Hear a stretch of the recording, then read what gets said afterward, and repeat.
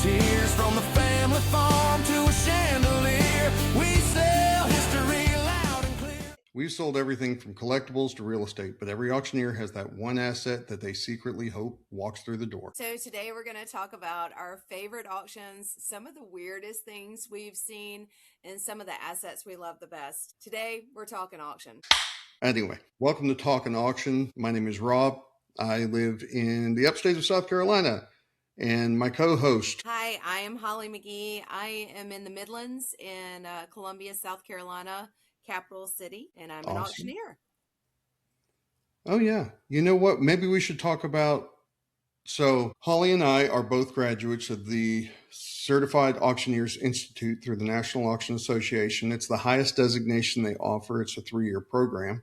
Other designations that I hold are the Accredited Auctioneer of Real Estate, the Certified Estate Specialist, and the Graduate Personal Property Appraiser. And Holly, I know you hold a few yourself.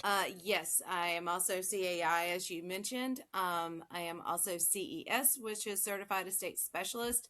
And then I have another, I'm also in the Certified Appraisers Guild of America, and that's how I do my appraisals. So that's not with the NAA, but I've been with them since 2003.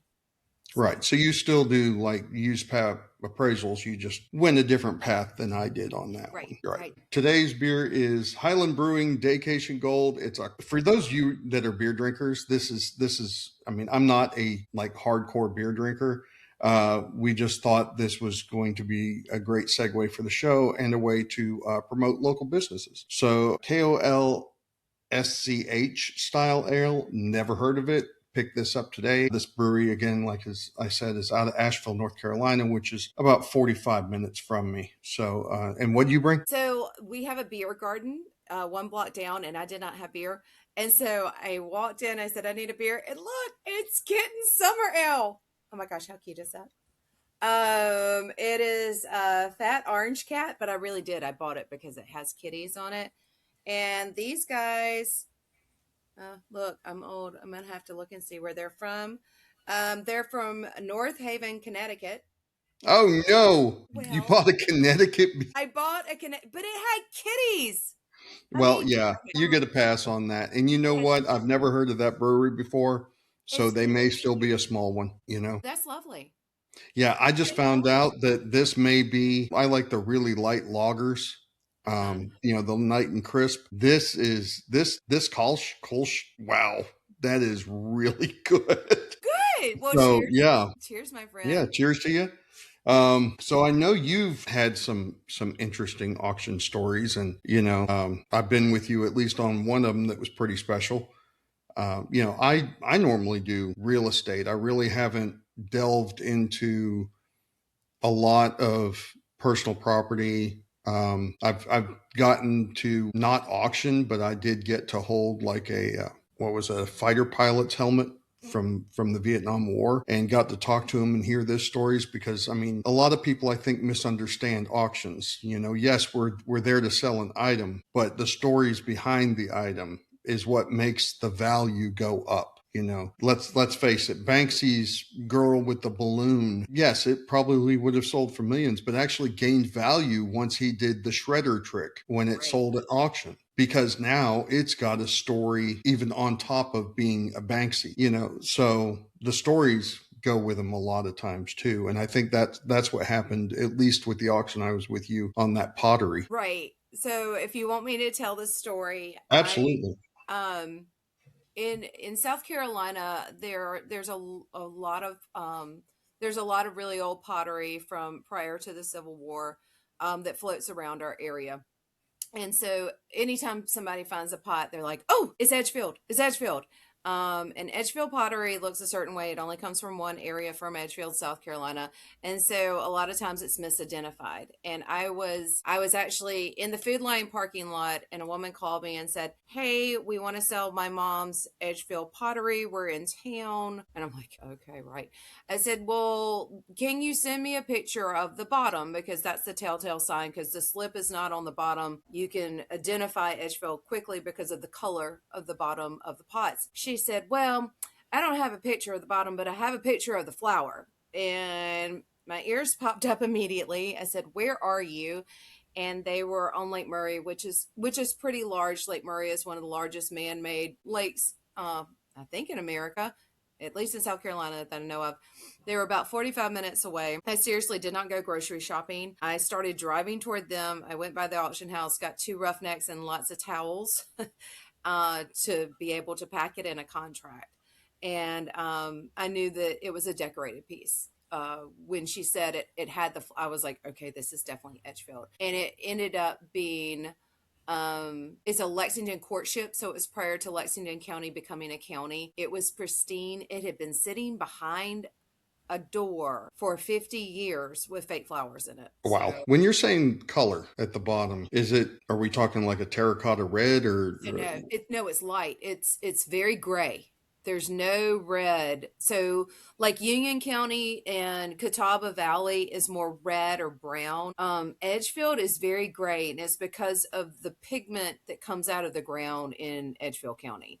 Like it's almost instantaneous that once you realize what it is, you're like, oh, that's Edgefield. That is not Edgefield. We have a Catawba, an early Catawba piece that came in, that someone gifted my neighbor. So that's in our sale next month, which it'll bring like a couple $100, not like 40,000 Yeah. plus dollars. But still pretty, that's North Carolina pottery. But you have to kind of attune yourself to, okay, this is what I'm looking for. Plus, the tops look different the way that the potters threw. If you're familiar with Edgefield, you know that Dave, it was slave made pottery. Dave was the most famous. He had really big hands. He actually pulled pretty crooked, but his pieces can bring hundreds of thousands of dollars. And yeah, one, and then he did slashes and he wrote his name in it as well. So it's kind of a cool asset to sell. And when you find one, it's exciting. And that was going to be my next question is, because it was slave made, did they allow him to autograph it or put his mark? The fact that he could write his own name is pretty impressive anyway, but I am not an expert. I know that he put 3 slashes for a while, and then he did learn to write his name. And so his name is on a lot of them. If you're following national news, his family was gifted 2 pieces back oh, awesome. in the last year. Um, so some of his descendants have gotten them. One, I think it has gone to a museum because, again, the liability of curating a piece like that is a lot. So I think that they made the decision to give one to a museum or to put it on loan just so it's safe. When you get into higher asset classes, and this is what I tell my people when I'm talking to estates, is you have to curate everything you own. So when you own something that's worth $100,000 that's not your house, you're going to have to get insurance for it. You're going to have to make sure it's climate controlled. If the house burns down, what happens? I had a professor at USC that he had a Tiffany lamp, and his 5-year-old threw a football across the room, and he immediately donated it to the Columbia Museum of Art. He was like, I don't need to have that in my house. It's going to get broken. Right. And so this is something you have to think out when you do have a diversified asset like that. You got to take care of it and insure it. Yeah, I think most of the people, when they want these collections and they want to hold on to these collections, but then they forget about the climate that they may be exposing these pieces to. And I recently did a consultation for a client.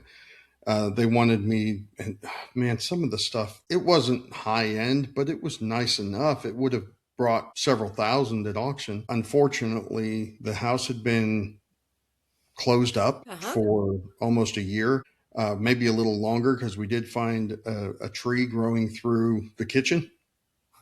Yeah. And so everything in the house was molded or mildewed to the point where it was really unsellable. It hurts. It breaks my heart because that does happen a lot in our business. Mhm. And we had an estate that they could not decide. This was a long time, and then this was probably 20 years ago. 3-story house over in Forest Acres area here. But anywho, the family fought for 10 years. No electricity, no running water, nothing. 4-story mansion. They used to own an inn up in uh, somewhere on the coast up north. They had some stories of the Kennedys used to stay at their inn. Everything from the inn was ruined. It was foxed, like all the poster, all that stuff. It was a lot of trash. And it was sad, but they couldn't make a decision. By the time we got in there, we did do the auction. It took 2 days because back then there was no online. We stood in the front yard and got eaten by mosquitoes for 2 days. It was swampy in that backyard. I remember having to have bug spray, but like anything that was porous, it had to be thrown away. And we didn't even touch the basement. The basement just had to be trashed out. It was just nothing left to sell, and that. I mean, outside of the obvious gold from a sunken treasure ship or something like that, that we all know is going to help us retire tomorrow.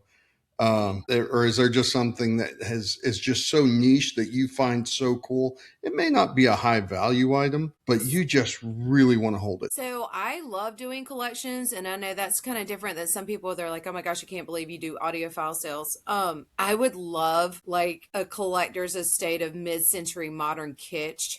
I mean, just like the house hippos, the panthers, the all the things. Um, because number one, that does have value, but number two, I love it myself. Mhm. I mean, if you could see what I'm staring at right now, there's like 40 cats in this office. Yeah. Um, I've been in your I office. I did do a consult one time. The woman had over like 300 house hippos, and I would love to do a house hippo auction because that is a hot thing in the market right now. It's a TikTok thing. Um, so are you aware of the house hippo? What is a house hippo? Okay, all right, all right. So I think it's 3 or 4 years now that people on TikTok and whatnot, they are trying to find a house hippo, because if you have a house hippo, it's lucky. Um, if you go in any thrift store or any antique store right now, you can't find a hippo. It's hard to find hippos.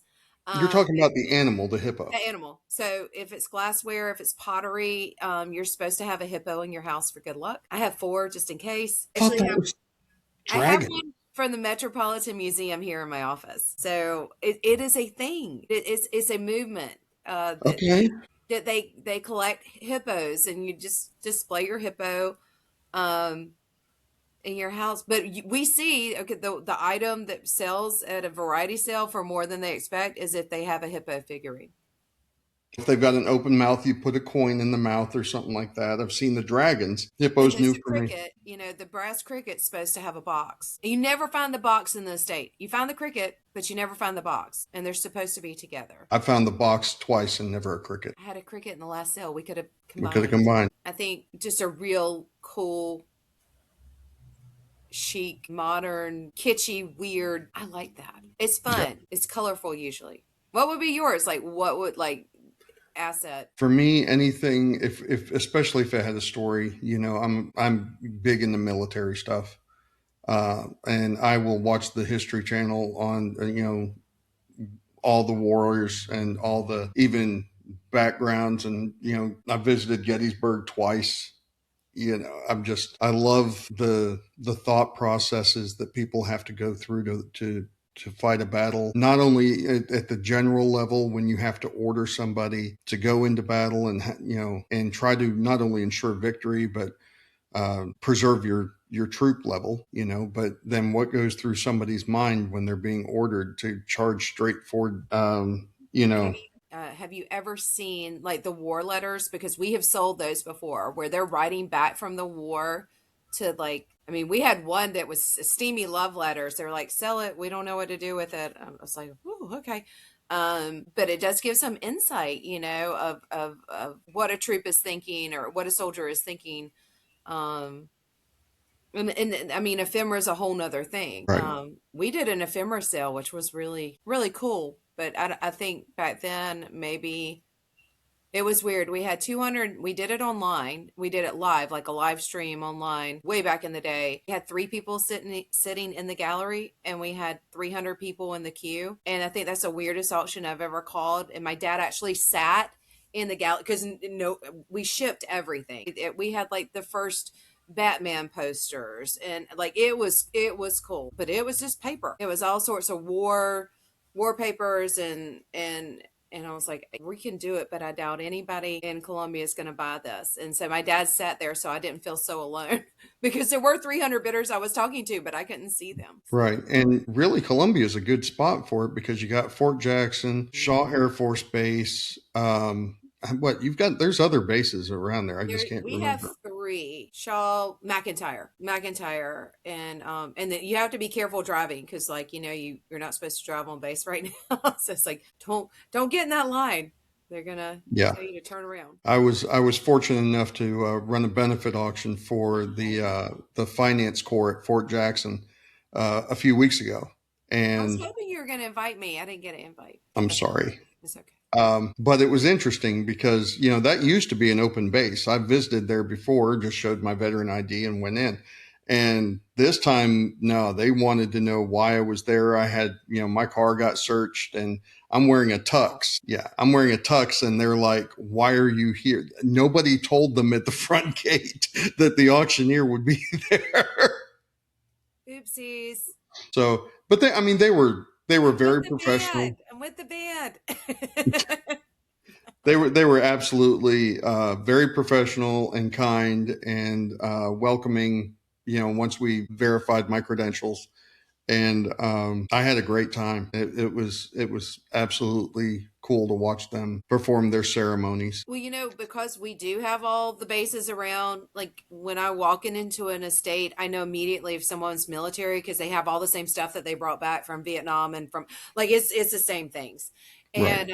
And I love it because I walk in, I look around, I look at the PR, and I was like, okay, well, who was military? They're like, how did you know that? Like, because you got the same Don Quixote hanging on the wall that everybody else did, or those big spoons. And I mean, it's really cool stuff, and it's back in, people like it. So I love a good military house because they did bring everything back.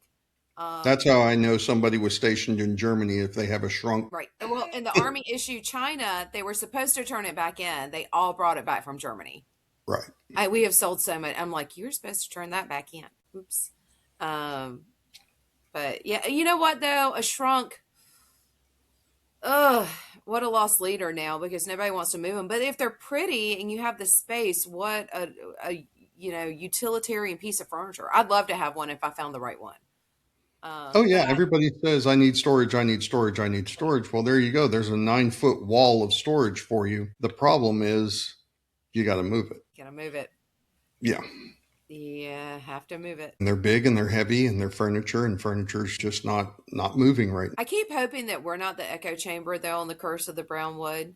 Like I really hope that because some things are coming back, like the granny chic, and I mean there are people buying the ducks again, the geese that were in your mom's kitchen back in the 80s and 90s. Like Yeah. this is a new trend. So I'm like, good, they'll sell again. Um, but I think that some people are looking back toward the federal style furniture. Hopefully, you're not going to chalk paint it, but it is. If you want it, it's out there right now. Right. And I have noticed at least a few shops taking like the mid-century and maybe not quite the Victorian, Queen Anne style stuff yet, but like, well, except the old secretaries, maybe Right. they'll turn them into bars or upscale. We see so many people go through and they'll buy a piece of furniture and they will. The first thing they do is paint it. And it's like, did you not learn anything when your grandmother pickled all that Victorian furniture? Because like pickling was back in the 70s and it's Yeah. like that green, brown. What were you thinking? It's puce. Why didn't you learn anything? Because now we're like stripping that off there and now you're going to chalk paint it. But I mean, some things do look great chalk painted, but when I see a solid walnut, like a lame piece chalk painted, I want to throw up a little. I'm not gonna lie. I'm like, why did you do that? Yeah. Tease your own. Right. Tease. As much as I would love to see things preserved in their natural state, sometimes if honestly if it means the difference between the landfill or somebody's home and they're going to love it, chalk paint the hell out of it. Right. At least that craftsmanship is still being admired in some manner. Right. And it's gonna last. I mean, that's the whole thing. Just my advice to young people, go buy all your furniture at auction. Stuff that was made 30, 40 years ago. It's dovetailed, it's solid wood. Weird fact that the fire chief told me when he came through to do our inspection is that all that IKEA wood that sets on fire 5 seconds faster. All that particle board and stuff, it'll burn a house down faster. And if you have real wood, actually, you actually have a little more time, which I thought Well, was that makes sense. interesting. Solid wood. But I mean, go buy that stuff, because if you buy IKEA and Timu, and or however you say it, the stuff's gonna fall apart. I mean, it's gonna fall apart in 2 to 3 years. You're gonna have to buy the same thing over again. So go buy a solid piece that's gonna last you. If you hate it, fine, chalk paint it, wallpaper it. I don't care. And that's But the thing that kills me. People want these values and they want these deals, but they'll go to Facebook Marketplace. They'll go to what Craigslist. I don't even think that's still really a thing anymore as much. But they'll go to Goodwill and the thrift shops, but they completely forget about auctions and that we exist. And they'll probably get better quality items, and because everybody forgot about us, well, except the resellers that are going to right. pick And it if they up would and realize sell that it over marketplace for 4 times what they paid for it. if they could get in front of the resellers, they'd realize they pay a third of the price. Right. Um, but I mean, you'll see, because there are estate sale companies around here. You'll see 100 people lined up for an estate sale, um, but then they're scared to death to buy at auction. I know we're on 2 different platforms, but I mean, it's super easy to bid online because we're all Hmm. online now. You can sit there and eat dinner and watch an auction in real time and bid from your iPad. It's fairly easy. And I know the number one thing I hear is, but I can touch it at an estate sale and I can take it home that day and things like that. Okay, I get that. What's that worth to you? I mean, you can probably set up a preview day to yeah, go with the auction as well. And is it worth it to you to take it home today or wait 3 days and save literally hundreds of dollars?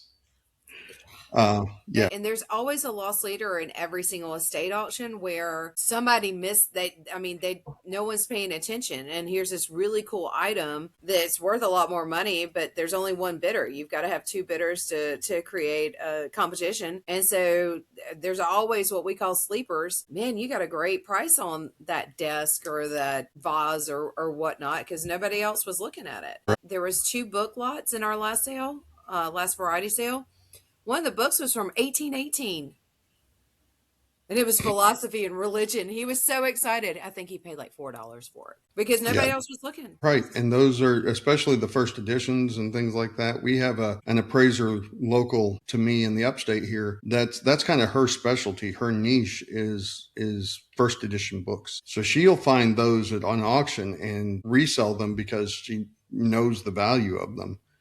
And she just giggles every time, that she got such a great deal on some of these because people forget. Well, and people are living differently too. Right. That's the thing. You're reading you're getting your books on Audible. People don't buy as many books as they used to, because we could do a book auction, no problem, 15 years ago. Heck yeah, we'll have a book auction. That's great. And now we actually did try to do just a book auction, and it was a fail.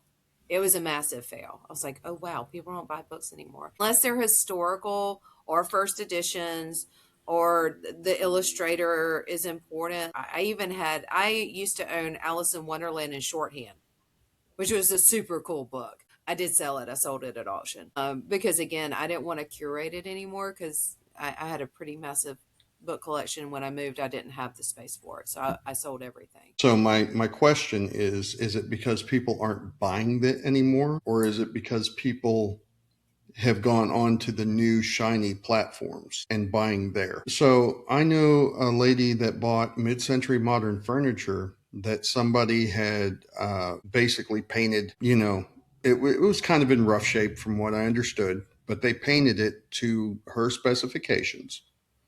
And she paid, well, I'm not going to say the exact amount, but it was over $1,000 for 2 pieces of furniture. And I about threw up because, I told her, I said, the paint job was very average, and I said, honestly, you could have probably paid a professional painter and bought these at auction and paid less than half of, all total Mm-hmm. from what you did. But her number one thing was, I didn't know you then, so I didn't know about buying at auction. Right. Whereas, auctions have been around since 500 BC. We're here. We're Yeah, here. we're here. We haven't gone anywhere, but yet people forget about us a lot. We're seeing a trend here. Like, I mean, our numbers of bidders are going up, and it's a younger It's a younger clientele, and they're telling their friends, "Look what I just got," and that's what it is going to be. It's got to be word of mouth. Is still one of the most powerful things with all the noise. There's so much noise out there. Like now, when you scroll through your Facebook, how many ads do you see are short videos instead of your friend's feed? Like that's Right. changed. That algorithm has changed, and so I mean, your best bet is a word of mouth. And I know that you and I have been making videos and other auctioneers making funny videos just to get people's attention to say, hey, guess what? This is what we're doing. Um, we haven't set any employees on fire like like that company up in North Carolina. It was a joke. He was really not on fire. They used an AI thing, but you know, it's hard to get people's attention. It's a you know, it's like a guppy. What 3 seconds, and they're on to the next thing.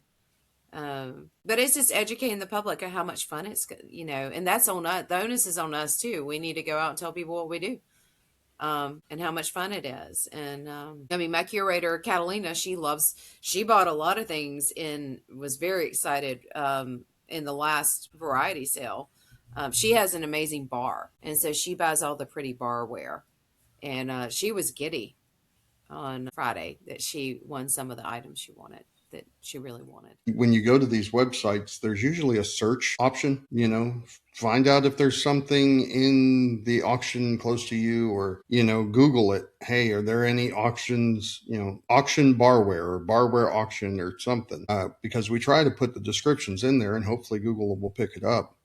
Yeah, absolutely. All right. I am so excited about our next episode. We are going to have Chris Cox, auctioneer from Ohio, the man that wrote the song to our intro. If you like this episode, make sure you like. There's a Like like and down there. subscribe. And you could ask questions too if you have a question for us as auctioneers, because there's not a lot of us. You know, this is a very different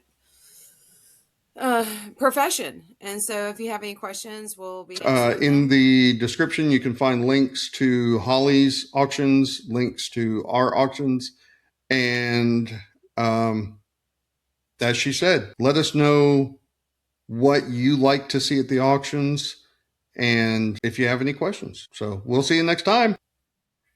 All right, bye bye.